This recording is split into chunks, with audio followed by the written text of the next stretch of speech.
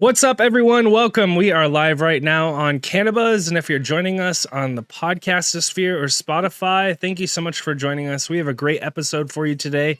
This one is also for the growers. We've got Jordan from the Growcast. If you are a weed grower and you listen to podcasts, you probably listen to this dude talk to you and interview super interesting people over the years.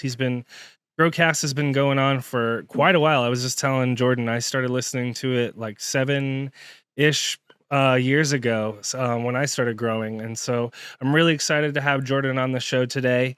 We're going to be talking more with him in just a second. But of course, we got to make a couple shout outs. First off, shout out to everyone in the CannaBuzz community.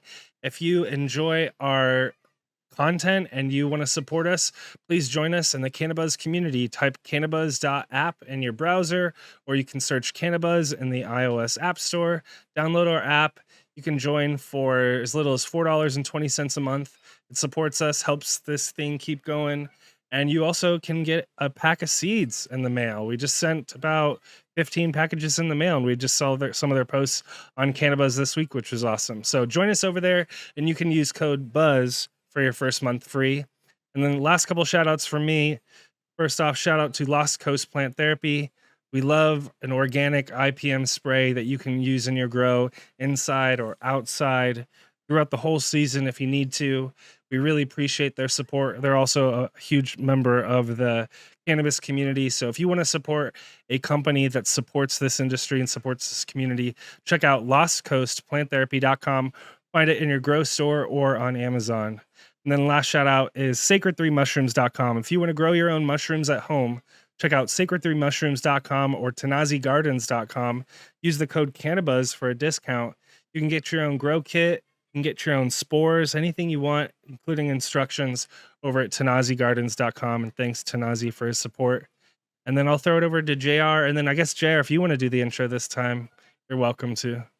Excellent. Thanks. I will.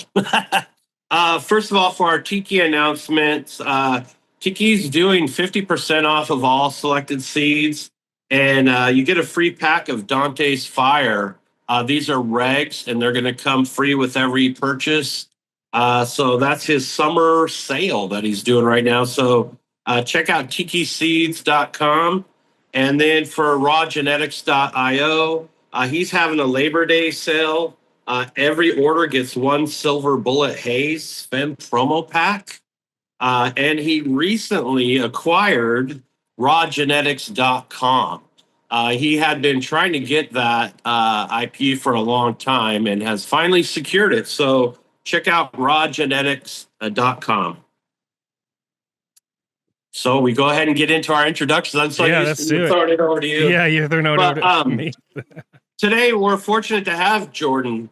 Jordan's from the Growcast podcast, and he's been servicing the plant and the community for a very, very long time and putting out a wealth of knowledge for folks to help level up their game and kind of hone in on their craft. And I think he's someone whose longevity speaks to his character. So welcome to the show, Jordan. Hey guys, thank you so much. That's a really nice intro. I really appreciate it. And yeah, I'm happy to be here and right back at you guys. I've been seeing what you guys have been doing for a long time on educating growers and all sorts of stuff. So thank you for having me and right back at you. Sweet, bro. Yeah, we love what you're doing in the community. So let's see. Our first question that we always ask people when they join the show for the first time is how you fell in love with the plant and how that kind of led you to where you are today. Yeah, absolutely.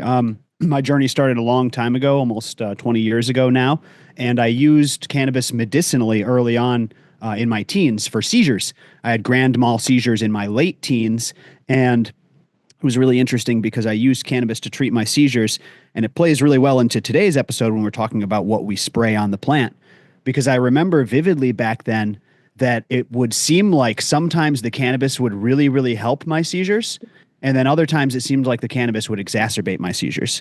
And while it's a complex scenario and it could have been, any number of things with brain chemistry and things like that, I now look back knowing what I know about harmful pesticides, things like abamectin, neurodisruptors that are sometimes sprayed on cannabis.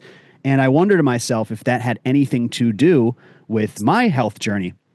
So long story short, I turned 20, I moved to Humboldt County, I learned how to grow, and I start growing my own. And even though I didn't get into organic practices right away, I didn't know what a microbe was. I was just following the recipe of my now co-host Wolfman, doing what he told me. But right off the bat, I knew when it came to pesticides and pest management, you want to go natural. If you're looking for a quality product, that's something that I learned in my youth. I learned that lesson. If you're looking for a quality product, what you spray on the plant is obviously very, very important. So I grew for 5 years in Humboldt County before moving away. I got into podcasting. I started Growcast, and at first Growcast was not my main thing. Like, I wasn't making anything off of Growcast. I just really liked doing it. And I liked the messages that I received from people saying, you inspired me to grow and you changed my life because now I can grow my own medicine at home. And very, very touching, very, very inspiring. But at a certain point, 6, 7 years on, I appreciate your comment about longevity, because there was a lot of times there I could have just stopped doing the show, doing it for no money, for negative money, and having other projects. But I just knew that it was an important mission. And year 6, year 7, it becomes my full-time job. And now every single day I wake up and I get to help Growcast members in their gardens, help put on contests and pheno hunts for the community. And it's really a dream to live like this. And while it's very, very exciting to know that it is my occupation, that I can make a living off of teaching growers how to grow, what's much more valuable than any monetary compensation is like the relationships that I've made along the way, the people that I've met, and the people who have become close friends of mine and hugged me and cried. And it's been an incredible freaking journey. And I'm very, very grateful for what Growcast has done, not just in the members' lives, but in my life. Yeah, man, it's been inspiring to watch, as folks who do this stuff, and, we're definitely inspired by you.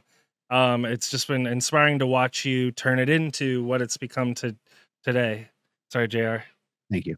Just that whole point of grinding hard enough to make your passion pay. You know what I mean? And the cannabis plant provides, and those people who serve it well, it provides. And so one of the things, your kind of mission statements in this whole journey is you're looking at giving away 1 million seeds. And so can you kind of talk to folks a little bit about that? Yeah, absolutely. There's a little concept, like a bit of a vision that's talked about in my community called overgrow the planet. A lot of people throw this term around, right? It wasn't born in our community. Just kind of this idea of like growing so much that the world kind of becomes overgrown. And we've really honed in on what that mission of overgrow is. And the idea is, if everybody who wanted to grow did so, there would be enough healthy food and clean plant medicine for everybody to go around, just straight up. And so you take a look at how many smokers there are. Let's take a look at the United States. Take a look at how many smokers there are compared to how many growers there are. I mean, let's be honest. 1 in 100, that's generous. 1 in 200, maybe smokers actually grow. And so we're locking in on this idea of how do we take 1 million smokers and convert them into growers? And it's interesting you brought up the giving away seeds, because that is a very important part of it, to hand someone a seed and say, hey, remember that flower you smoke, or even that dab pen, that Benjamin that you got there, that comes from a flower, which comes from a seed, and you can grow it. That's like very important. But what I found is even more important, JR, it's like a trifecta of what you need to do to convince a smoker to grow. You have to give them seeds, but everybody in the community gives out seeds, man. If you want free seeds, go to any event, go to any Growcast event, go to any cannabis event. You'll get seeds. The second part is convincing them that they need to pop it. That's really the one that we don't do a great job at. There's MSOs out there spending millions of dollars trying to influence in their marketing campaigns. What are we doing as the home grow community to try to convince people to pop their first seed? So the second one is getting them to pop it. And then the third one's very important too. And I know you'll agree with this, JR, which is you got to get them to a good harvest their first time. And that harvest has to be better than what you can get at the dispensary, which, to be fair, on average is pretty easy. It's a lot of states that's easy to do, getting better than the dispensary quality, but you can't be like, hey, you got to try this thing, and then they fail at it, because then they quit. So when it comes to overgrow and getting 1 million smokers to grow, you got to get them seeds. You got to get them to convince them to pop it, which I think is the hardest part. And then you got to give them a really easy step-by-step guide, which I feel we've put together with the beginner's guide, and make sure that they get a harvest for their hard work. That's how you create a lifelong grower. So that's what we're doing at Growcast Community. And it's a very easy way to change someone's life for the better. Well, I think the idea of taking some of the anxieties away from just obtaining and killing the product of your seed. If you're buying a pack for $100 a pack and you kill every one of them trying to learn how to grow, that hurts, right? So if you've got people who are generously giving you quality genetics that are going to set you up for success, then that takes a huge part of that anxiety out of the equation. It's a really good point. I even know seasoned growers who feel that way about a pack. You're so right about beginners. It's like a punch in the gut. But I know experienced growers, they're like, whoa, I'm not ready for that pack yet. I'm saying, funny, dude. Like that's great. Love it. Yeah, I know. So real.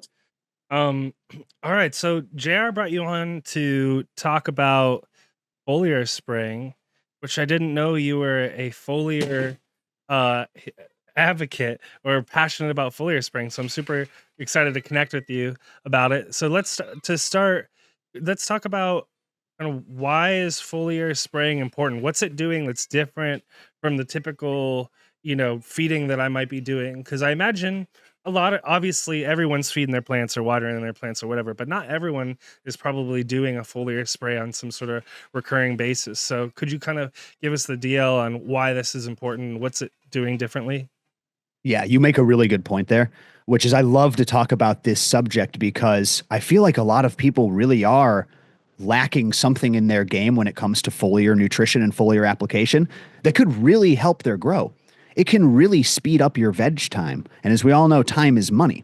And the faster you can get those runs in, the more yield you're going to have per month, per year over year. So not only can it speed up your vegetative cycle and help protect you from possible crop loss, but it also really sets you up for a good flowering stage. When you have a good base and a good structure on a plant that was vegged well with a really great optimized foliar regimen, you're going to have a way bigger yield when that plant flowers compared to one that you didn't do that. So I think a lot of the time growers don't have an optimized foliar program. I think you could probably watch this episode as a home grower and implement one yourself, and you're going to see major results. Probably one of the best things you can do if you're cruising along as a grower and you want to kind of take it to the next level. So I highly recommend that you incorporate this foliar program. And the last thing I'll say is I see a lot of people struggle with growth rates in a specific scenario, which is switching from bottled nutrients, chelated nutrients, to living soil.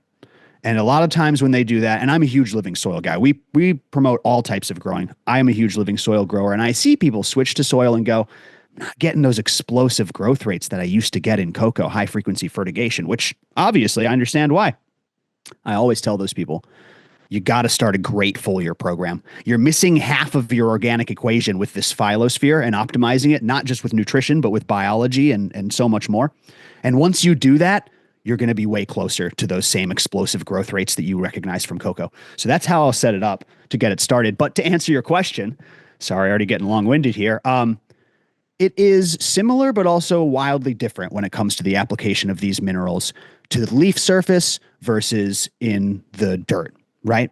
So in the dirt, you've got roots. That's really the big difference is your roots are in the dirt and they've got the three main ways of nutrient uptake, right? I'm sure this has been brought up on your show before. You've got mass flow, which is basically just the nutrients are in the water. They're dissolved in the water and they flow in.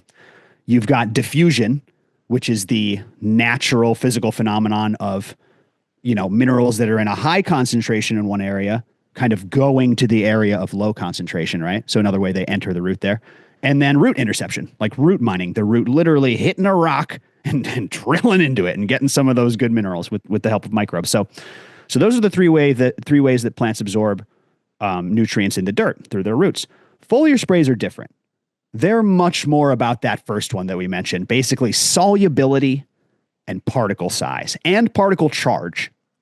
But mainly it's about, hey, you get the nutrients, the small particle size nutrients, you get them dissolved in this water, and then you spray the water on the plant. And there's no roots to intercept anything. There's no roots to give out a bunch of sugars to microbes and create this cycle and this exchange. But microbes are still present and playing a huge role in this phylosphere, this plant tissue microbiome. But mostly when we're talking about foliars, we're talking about dissolved nutrients, small particle sizes entering the stomata of the plant. And the stomata, I'm sure, is something that your listeners have heard a lot about, but I just want to take 1 second to really emphasize the importance and the magic of the stomata and how plants transpire and breathe. I can't overemphasize how important the breath is, really, for any living human being. If you've done breath work or if you know about Wim Hof, you already know this, right? The inhale, the oxygenation of the system, the charging up for exertion, the power of inhalation, and then the exhale, the surrender, the redox, right? The unoxygenizing, the redox cycle. And this cycle is repeated. So for plants, the stomata is their breathing apparatus. And it's actually quite amazing.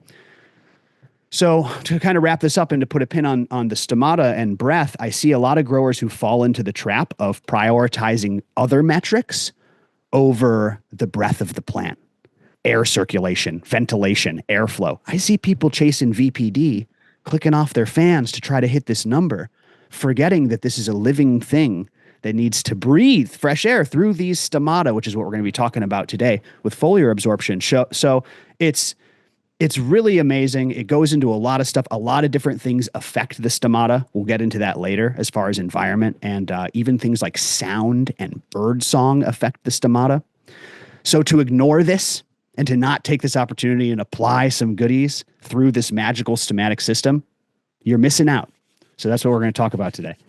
I think so. I think that, as indoor cultivators, at very least, we're trying to mimic nature in the best way that we can. And, some people like to simplify life as the tree sheds the leaf feeds the tree. Well, you've also got birds that come by and shit on the leaf and deers that piss on the ground. You know what I mean? And so there's so much more to that complete system that as growers, the more we can start trying to wrap our heads around that, the more health, vigor, and vitality we're going to get out of our plant.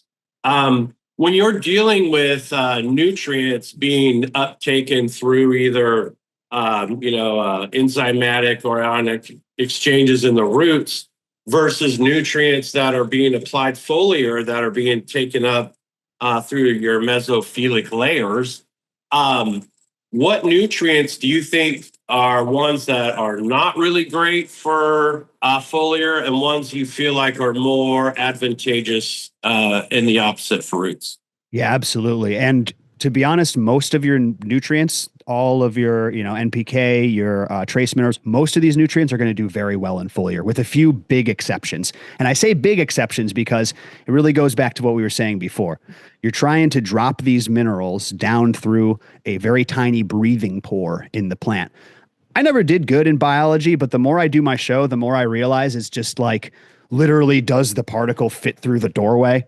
It's like really fucking simple. It's like, is your colander big enough? It's like that Simpsons episode where Mr. Burns is sick and he has all the germs stuck in the doorway. Like, that's what we're dealing with here. That's science. But to answer your question, calcium and iron are very poorly absorbed in foliar sprays. Very, very poorly absorbed. And it's because of their large particle size, but also their tendency to bond to other things, right? They're really quick to bind to other things. We don't want that. We want to stay small. We want to stay singular. We want to stay soluble. And so their charge and their particle size makes them really not good. On the flip side, there's a couple that are really important to foliar. And this has to do with understanding the difference between the mineral content in the soil, which we would take a soil test to see what's going on in the soil, and the mineral content in the leaf tissue. The whole point of the plant is it's trying to take this mineral content from the soil and get it to where it needs to go. And the more mobile a nutrient is, the easier that is to do, right? That's why when your plant is short on sulfur, all the deficiencies show at the top because it's really hard to get sulfur from all the way to the bottom to all the way to the top. Well, what's one way to completely bypass that entire system? I mean, it's actually incredible if you think about it. You just take some sulfur that's dissolved in water and you spray it on the new growth.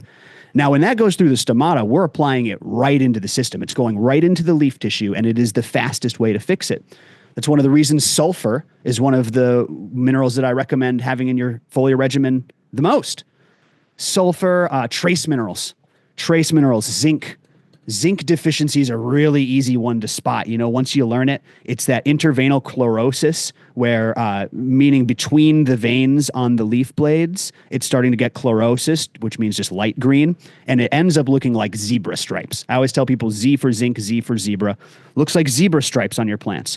And you get a nice zinc solution. You get a nice microflow from rooted leaf or microblast from earth juice. I think they went out of business. But you get a nice solution with some zinc in there and you spray that. It'll correct really, really quickly. So calcium and iron, not as effective in the foliar regimen. Just about everything else is worth it. And specifically trace minerals and sulfur. Those are ones I really recommend having in your lineup. All right. So this next question, I was actually thinking about this like last night or 2 nights ago, because right now I'm growing outside and I'm foliar spraying BT. And so when I'm, working with my Ryobi fogger or whatever, there's different settings on it for basically like the size of the spray. And so are there just kind of pro tips there? Do you want like a finer mist when you're foliar spraying? Do you want like a chunkier spray? What's the tip? It's funny because I've actually asked this to my guests a lot, and I get a variety of answers, which is you have to be worried about if you're going to be applying anything living. Like you said, we're no longer talking about minerals here. We're talking about microbes, tiny living organisms. You're going to be applying them in a foliar, which means you're going to be putting them through a pump. Well, there's a lot of different pumps out there. The best thing to do would be to literally just have one of those trigger pumps that sucks them up through a really small hole in the bottom of the straw where nothing's getting chopped up, nothing's getting impelled or sucked or pulled apart, to where you want those living beings to survive that process. Now, I've heard a variety of things from if you have the right type of pump, like a diaphragm pump, it won't hurt them. And if you have an impeller pump, it will hurt them. I've heard that certain microbes will survive and other ones won't. I've heard that the fungi are better than the bacteria because they're harder. I've heard that the fungi get chopped up more because I've heard everything in between. I do think you're getting some level of efficacy, probably no matter what you're using, even if you're using like a big atomizer. But the more you're worried about killing them, the more you're going to want to move to a physical pump sprayer. And also grab a microscope. Really, the only way to know for your specific Ryobi on each setting, whatever it is to get a microscope and spray some of this stuff through the pump and see how much is living, comparing how much movement's going on before and after. So yeah, I recommend, pump sprayers when you can with the living stuff. And I've got a lot of different answers from a lot of different people, but you want to be as gentle as you can, maybe opt for a diaphragm pump. And you don't want to pay for those microbes and then kill them in the spraying process. Yeah, fair point. So also, do you have pro tips around time of day, temperature and humidity? Obviously, especially when folks are outside, but even inside, folks say spray when it's darker out or, at dusk. But I've also seen people say like they like spraying in the morning versus the night or whatever. So yeah. Curious what your pro tips are. There's definitely benefits to both of those strategies. Spraying in the sun is not as good usually because you can create burn, phototoxicity from the light, burning the plant. But one of the reasons you want to spray at dusk or dawn is because of what's happening with the stomata, going back to the stomata. So stomata regulate transpiration. Our plant is a pump that takes water right from the ground and pumps it up, does all sorts of things with it, and then spits out water vapor. It's just this pump that's cycling. And the stomata, those pores in the leaf tissue, are the exhaust. And when transpiration gets driven high, meaning when the sun is out and it's dry and the plant wants to conserve water, it actually closes that stomata more because it's trying to hold that water in, right? So when transpiration gets high, stomatas get small. And the opposite is also true. Once it gets misty and the sun goes down and things like that, the stomata will open. Now, stomata are at their peak open width at dawn. Let's go back to nature, right? And that study that I mentioned, there's so many things that go. Plants have been around here for a long time, guys. I mean, we've been here for a couple thousand years as humans and primates. Plants have been on this earth for a long time. So they're used to it here and they're adapted here and they do very well here. And there's more to it than just temperature with the stomata. There's a whole natural cycle that they've adapted to at the dawn. And at the dawn, the temperature is changing, the light saturation is beginning to increase. And remember what I said before? Birds are coming out and chirping. Now, check this out. This is crazy. Farmers have observed that birdsong has increased the stomatal opening width for a while. They can observe this when they're exposed to birds. It's just something that farmers have known, right? So they went and they studied this and they confirmed this, and they saw that when exposed to birdsong, plants open their stomata. And then they proved it in a control. You can Google soybean high frequency sound wave experiment study and see that they actually proved this in a control, that certain sound waves will vibrate and resonate like a tuning fork. And the plant will get in the vibe with that sound, with that song, and actually open its stomata wider and prepare for a long day of transpiration. Now, I think that's brilliant and beautiful and magical. And so people who are spraying in the morning are taking advantage of that wide stomata. And I think that's a good strategy. Really, any way you want to do it. Keep it simple. You're going to get great benefits no matter what. I like to spray on Fridays, Foliar Fridays. It's easy to remember. And I just do it when I can. Try not to do it when the lights are on or the sun is out, would be my main advice. One thing I kind of wanted to add to that was an observation that I had made from being out in the field, waking up in the morning. The dew is dropping on the plants. The birds are landing on the branches and the leaves, and that water is concentrating and flowing down onto all the foliage of the plant. And as I said before, they're shitting and they're mixing that into that foliar application. And I think that whole song and dance of the morning ritual, if you've ever had a chance to just go out and view your outdoor plants in the early morning, it's magical. It's absolutely magical. So kind of moving forward, and we kind of touched on it a little bit. Can you tell us about the phylosphere and what that kind of entails and what that means? Yeah, absolutely. The phylosphere. We talk a lot about the rhizosphere, right? The consortium of microbes, the microbiome, the economy of microbes in the dirt. And I think a lot of the times we neglect the phylosphere, philo meaning plant. And that's what it is. It's the sphere of microbes on the plant. Now, if I had to relate this to humans, it's like this. Our microbiome, our gut microbiome, is the same as the soil microbiome. That's the highest concentration, I believe. That's what we know really dictates a lot of our mineral uptake, a lot of our mood, a lot of the ways we think and behave. It comes from our gut, and that's our rhizosphere. The phylosphere would be more like the bacteria that are all over our skin, or even a better example would be the bacteria that are on our exposed eyeballs.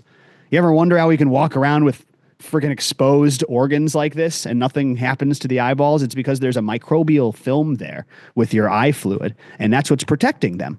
And that's really how you should be thinking about the phylosphere, which is there is a coating of microbiology all over the surface of your plant. And sometimes it's robust and sometimes it's not. And sometimes the bad guys can get in there and cause a whole heap of problems. So this is something that you really should be attending to, is not just kind of going against what I said before. Not just plopping on a bunch of dissolved nutrients and being like, okay, drink up, plant. That's great.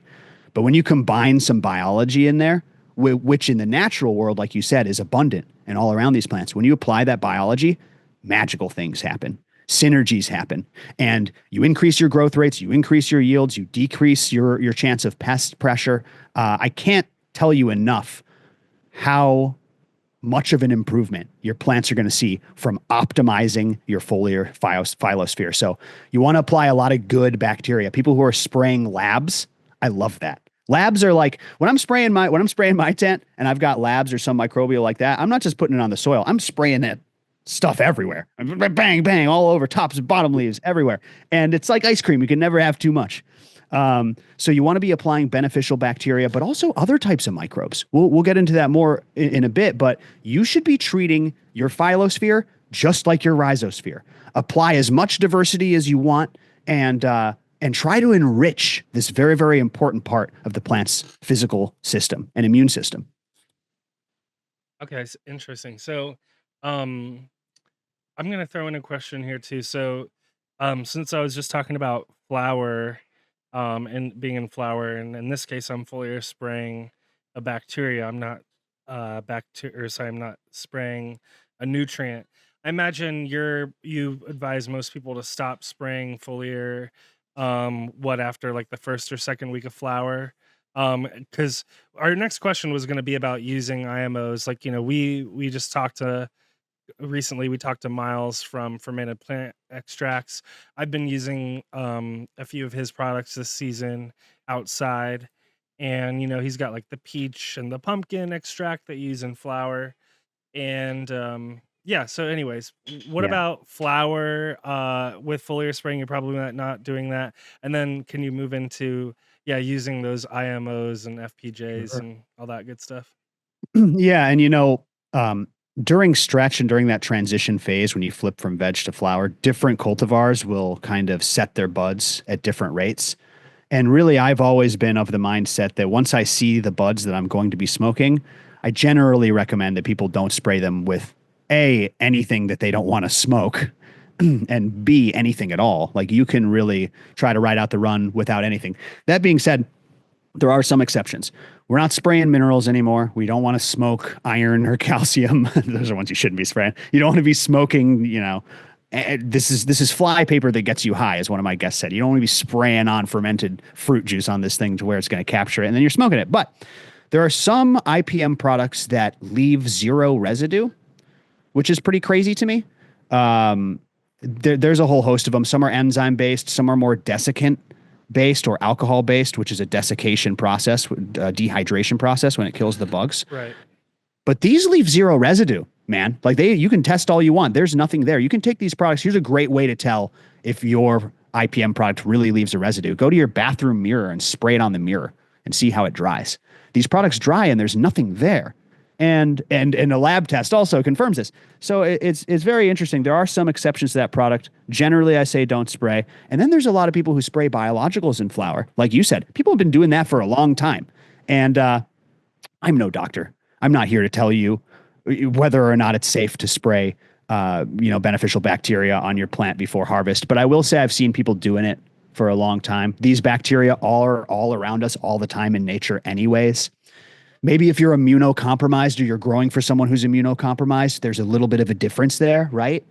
But generally, let me say this, way better than the chemical pesticides that you know what I mean? They're not causing major issues. So if you need to, you can reach for those biologicals in flower. A lot of people do, and that's up to your discretion. I would probably. And I'm not saying every time I bring up this subject, it's like a hot topic, or like no one wants to talk about spring and flower because everyone want to be liable. You don't want to be liable for someone spraying. You know what I mean? Yeah. Well, and everyone, it's like a religious thing. Like, you can't spray in flower, and it's like, I'm spraying because there's caterpillar eggs everywhere or whatever. That's why I'm bringing up this particular topic. Totally. But yeah, when you get into the microbiology sprays, do you have like different strategies or things that you're doing when you use those? Take it back to vegetative growth.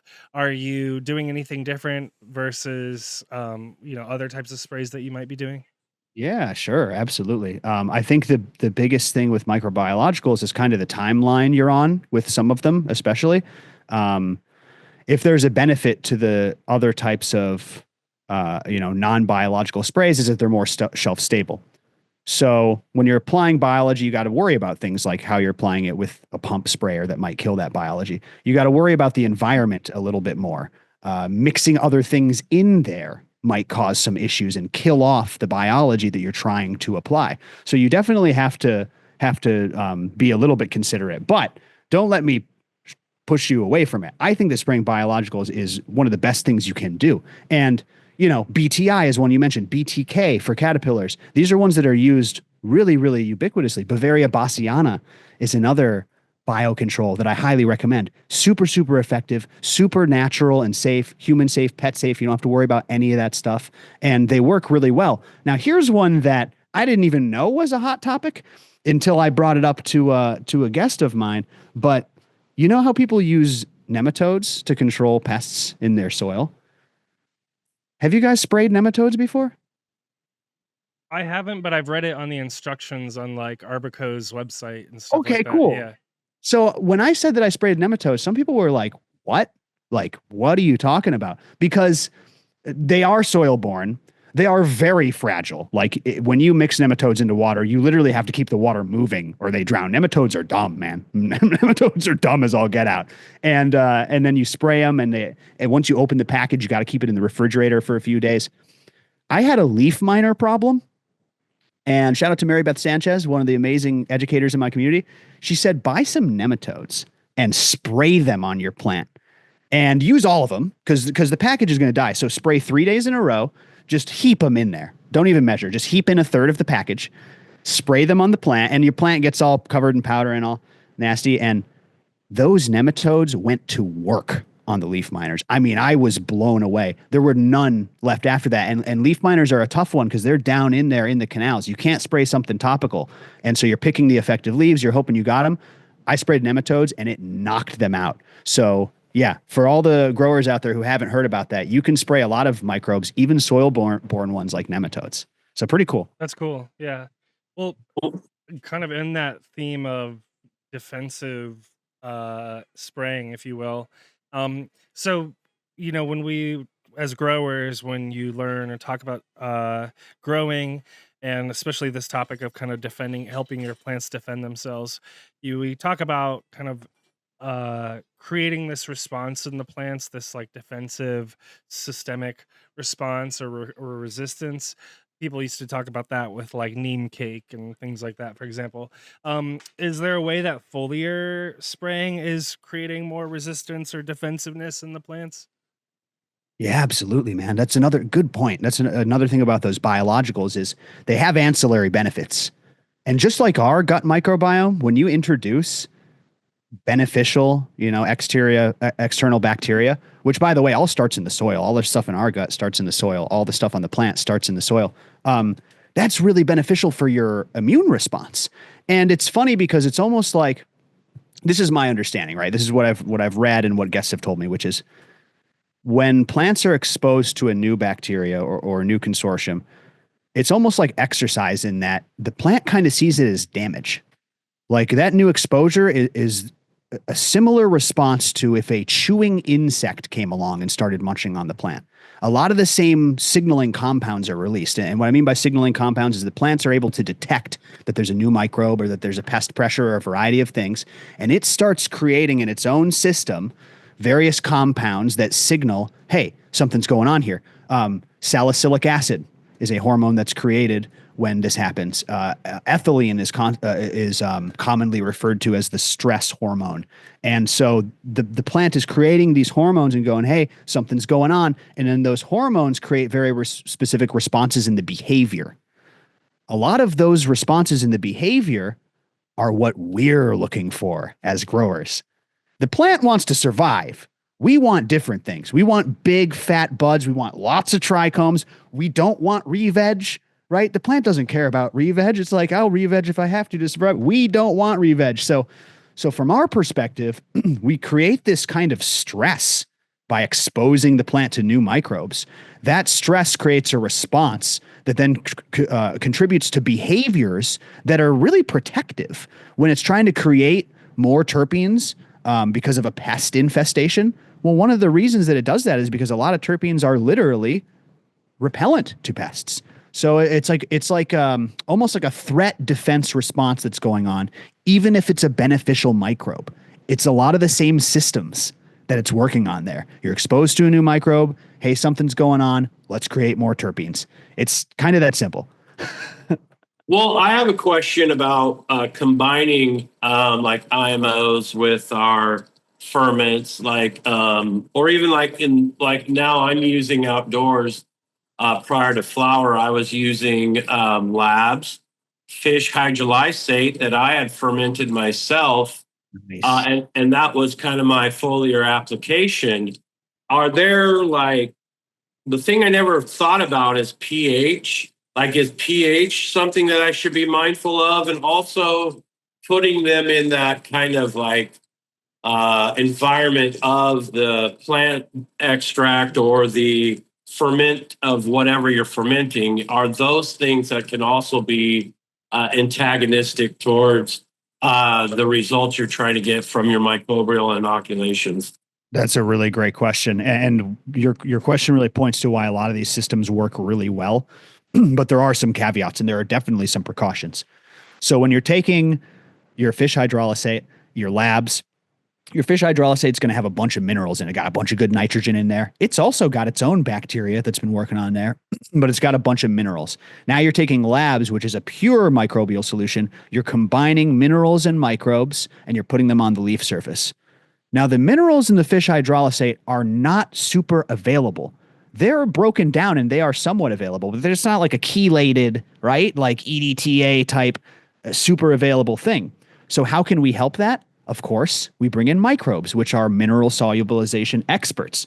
Now, remember what I said before about like, well, there's no roots to really put out the sugars and the goodies that the microbes really exchange with, but the microbes do play an incredible role. They still do solubilize some of those minerals and make them available to the plant through the stomata, right there on the leaf surface.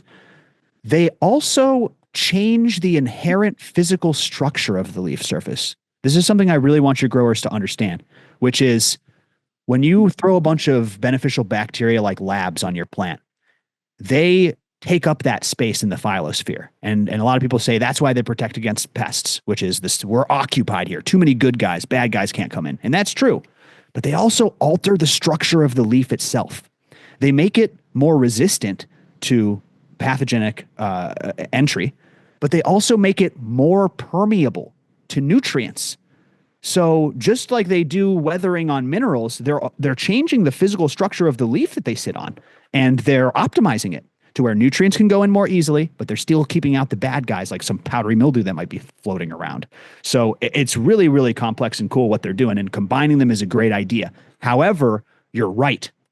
Unlike the super stable bottle of chelated nutrients, this is a living mixture. So you ask for precautions when you're doing these ferments and things like that. First of all, mix and feed. Just like the nematodes, really. Mix and feed. I can't tell you how many times I see people go with organic fertilizers that they're putting in their soil or something organic that they're spraying on their plants. They mix it and they let it sit, or they walk away, or they go upstairs, or they leave half the can for 2 days later. You are really kicking yourself in the butt if you do that. This has to be mixed fresh. And that's because there's living stuff in there and they're doing work.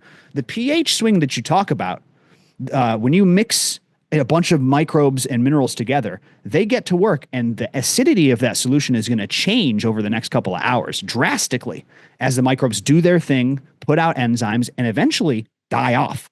So mix and feed, I would say, for sure. And then also don't use too much when it comes to the mineral side especially.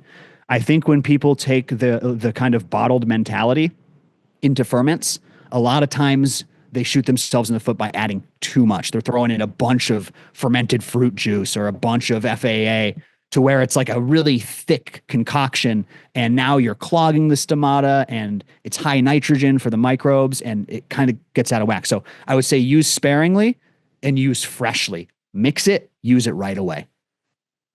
Yeah, I like that a lot. This next question, so we've talked about bacteria, but what about fungi and yeasts and things like that? What kind of role do they play on the leaves? Yeah, I think that I certainly neglect spraying fungi. When I first really started optimizing my foliar regimen, I really fell in love with labs. JR mentioned labs. I think they're really great. That lactobacillus bacteria is so good to be foliar sprayed. But actually, a guest, I'm sure you've had him on the show, Brandon Rust, was telling me about spraying trichoderma, which is a fungi.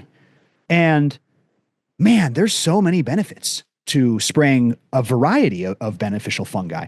Not only do you get some of their kind of IPM capabilities on the leaf, but they actually help the plant in different ways than bacteria does. One thing I read about beneficial fungi on the phyllosphere, remember how we talked about when the plant is under attack or even when it's experiencing some new bacteria, it creates the hormone ethylene, one of the 5, I think, major plant hormone groups. And ethylene does a lot of things, but it's also kind of like the stress hormone. And if there's a lot of bad things going on, the plant builds up a lot of ethylene, which causes stress reactions. One of the things that beneficial fungi does on the phyllosphere is break down built up ethylene. It would be the equivalent of you eating fungi, some healthy fungi, and it lowering your cortisol levels. Literally. Yeah, word. I was just going to say that for Same sure. thing. Isn't that crazy, JR? I'm glad you picked that up because I mean, listen, I like all sorts of mushrooms and they help me with stress as well. They break down my stress. And we're spraying beneficial fungi on this plant and seeing a reduction in the stress hormone levels that were built up. Man, we're closer to the plants than we might think. Let me tell you. I think a lot of biology holds so much similarities. And one thing that Q kind of mentioned is yeast, and I'm seeing a lot of people now starting to implement yeast in root drenches and foliars. And so, can you kind of talk about yeast and its role and how it kind of applies to this? Yeah, 100%. And yeast is a little bit different. And to be fair, this is actually, I'm glad you guys brought this up because this is something I haven't really applied into my foliar schedule, but yeast hits from a different angle. One thing I didn't mention about the microbes, and yeast is actually one of the most effective ones at this, is the biostimulant capabilities. Remember, I said some of the microbes are producing hormones on the leaf surface? That's yeast.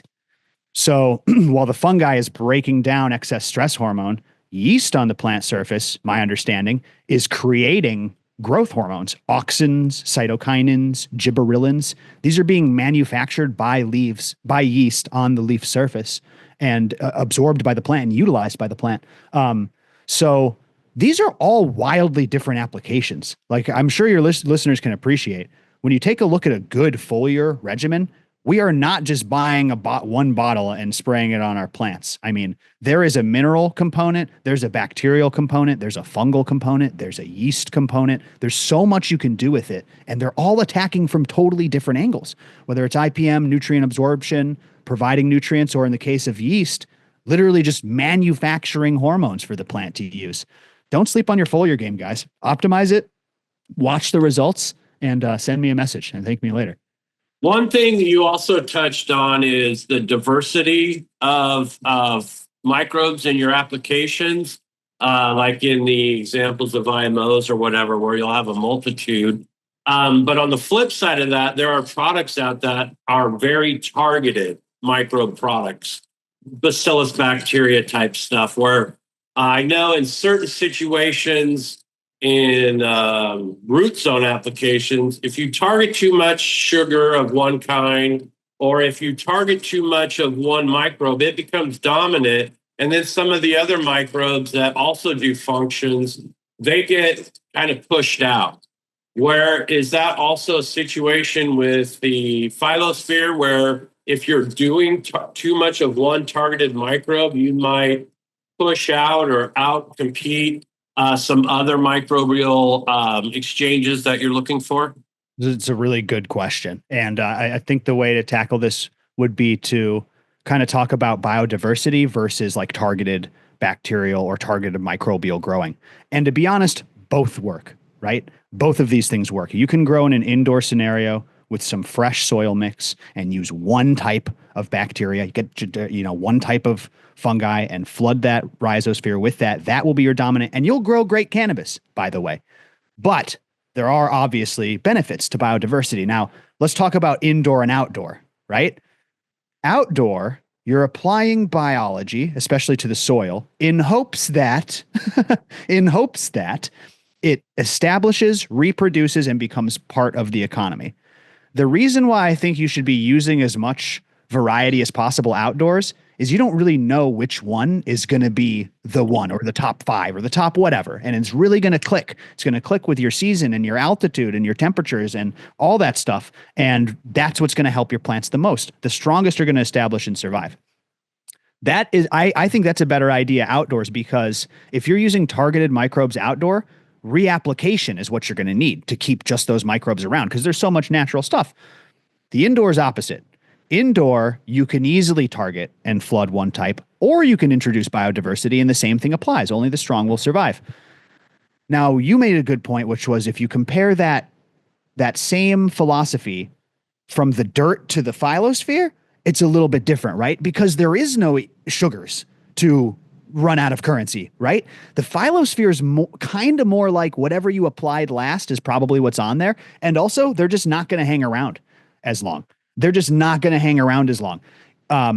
a lot of bacteria will survive and thrive on the phylosphere, but we talked about spraying nematodes before. Like, don't get it twisted. When I say spray those 3 days in a row, they're dead after day 5. Like, they're not going to stick around. So reapplication is key on the phylosphere to keep it thriving and to keep it densely populated. It's not as much like the root zone where, like you said, one can kind of crowd out the other or butt them out of the economy. It's not as much like that, you know? Really good question. All right, so we're kind of going into the final chapter of this interview with you. We definitely would love to have you on the show again sometime, man. For real. Because like I said, I'm a huge fan of you, by the way, Jordan.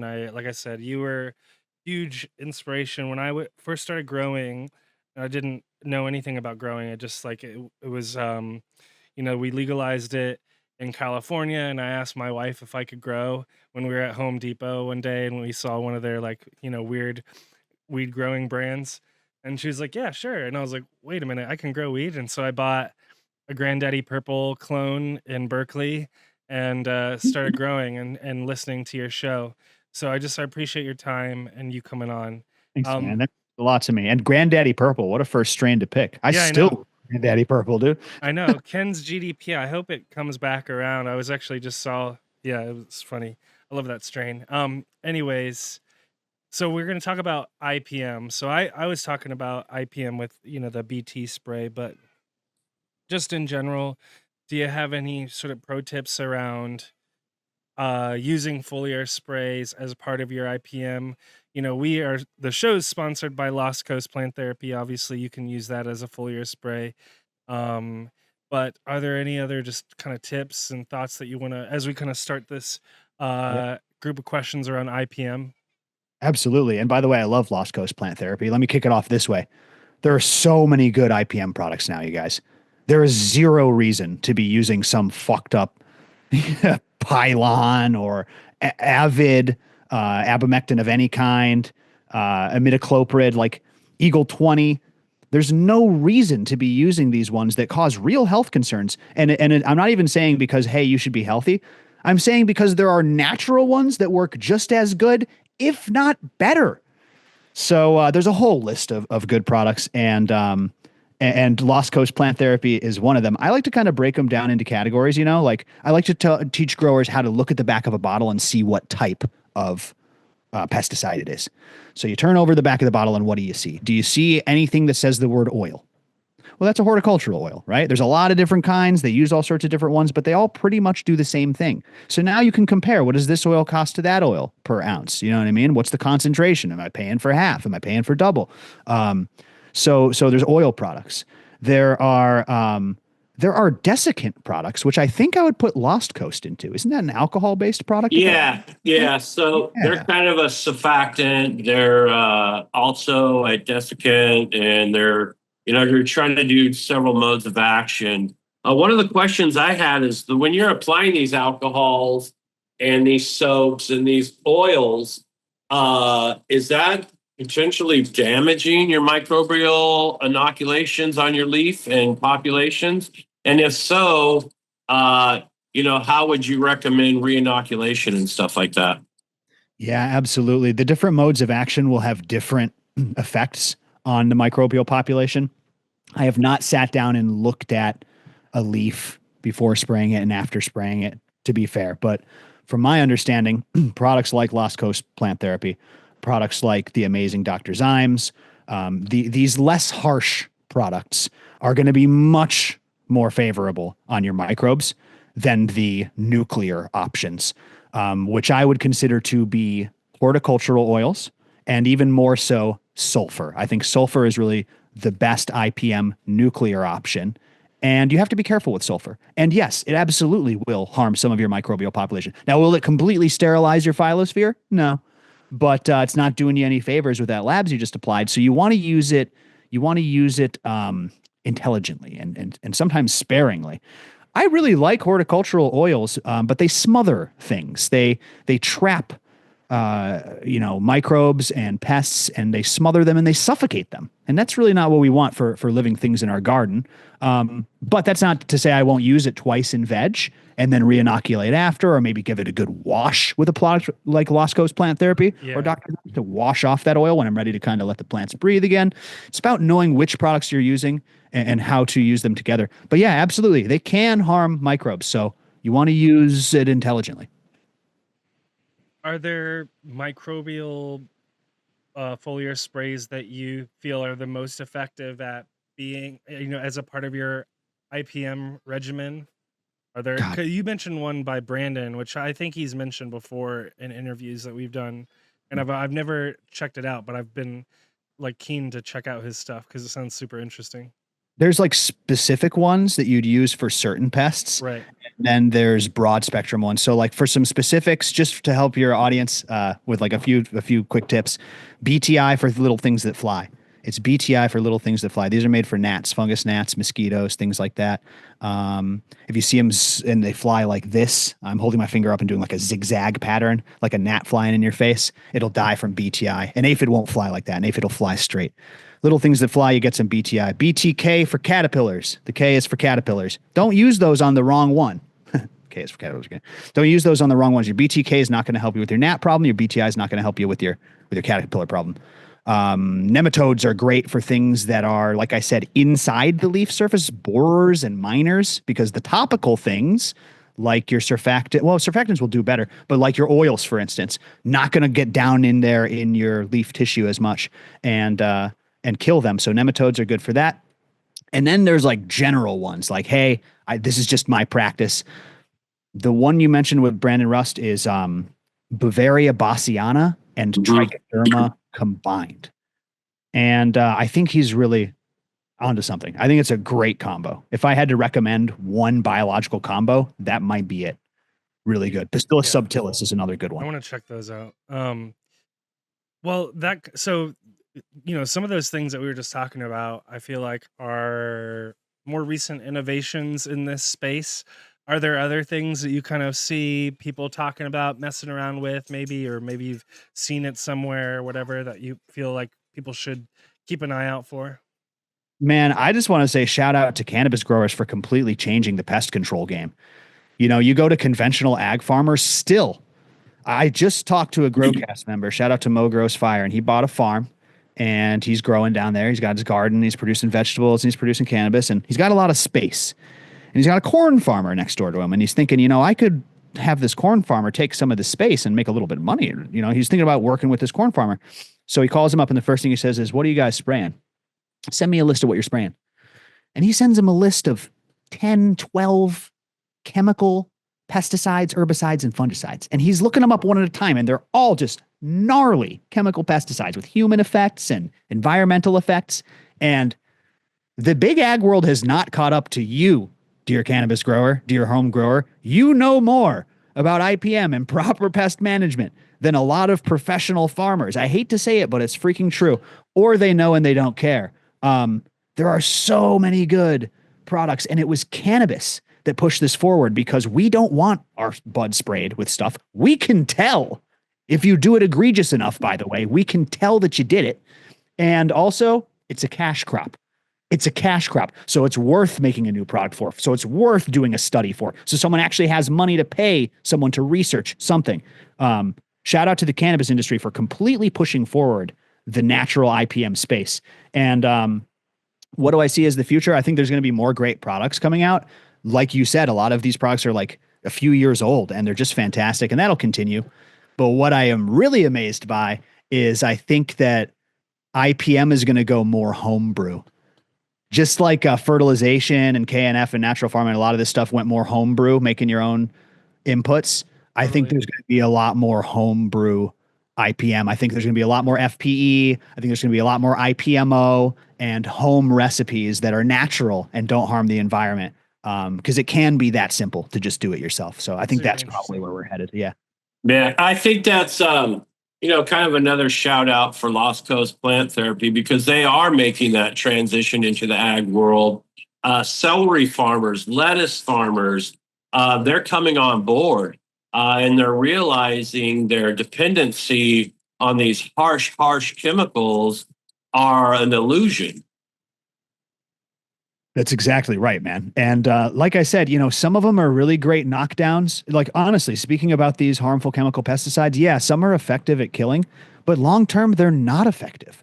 They're short lasting. They're made for you to just buy and buy and buy. The pests will gain resistances to them, and they just run off into the environment. They don't even like stick around and do what they were intended to do. So yeah, I couldn't agree more. And I love all of the natural pesticide companies out there doing what they're doing, Lost Coast included. Shout out to Lost Coast for sure. Awesome. Well, thanks, Jordan, for your time today. We really appreciate you taking the time on this Sunday evening to chat with us about this stuff. Before we let you go, please plug all the things. So, where can people learn more about you, check your stuff out, or whatever? Keep up with what you're doing. Feel free to promote whatever. Thank you, man. Yeah, of course. I appreciate you guys having me on. And if you enjoyed this education, just check out Growcast. It's Growcast Podcast. You can find us on YouTube, all the platforms, Spotify, everywhere. And of course, growcast.com/episodes for all the archives there. That's all. Just check us out. Listen to us. We do have the Grand Pheno Hunt coming up.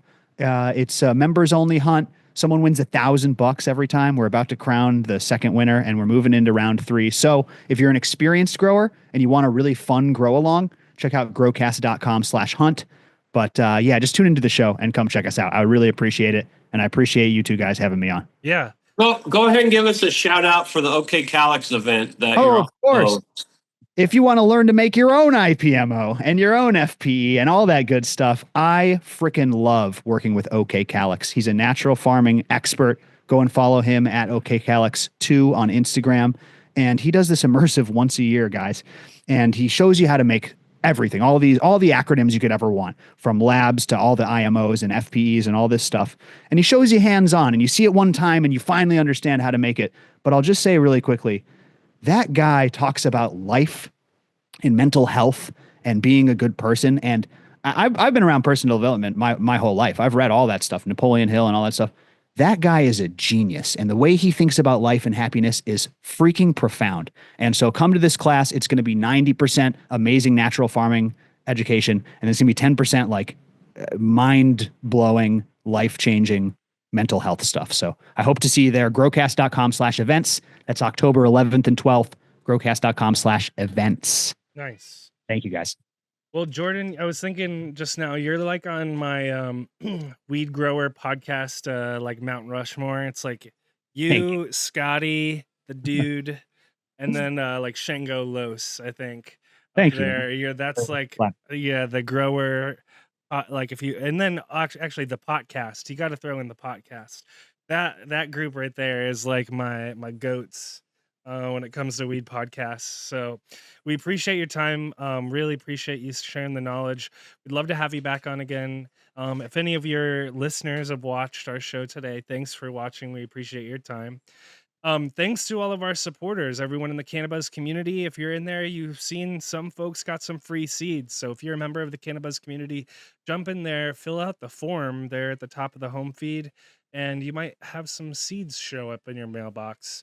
Also, shout out to all of our sponsors. You can get their links in the podcast description. And as always, JR, Growers love. Peace, everyone. Have a great rest of your week.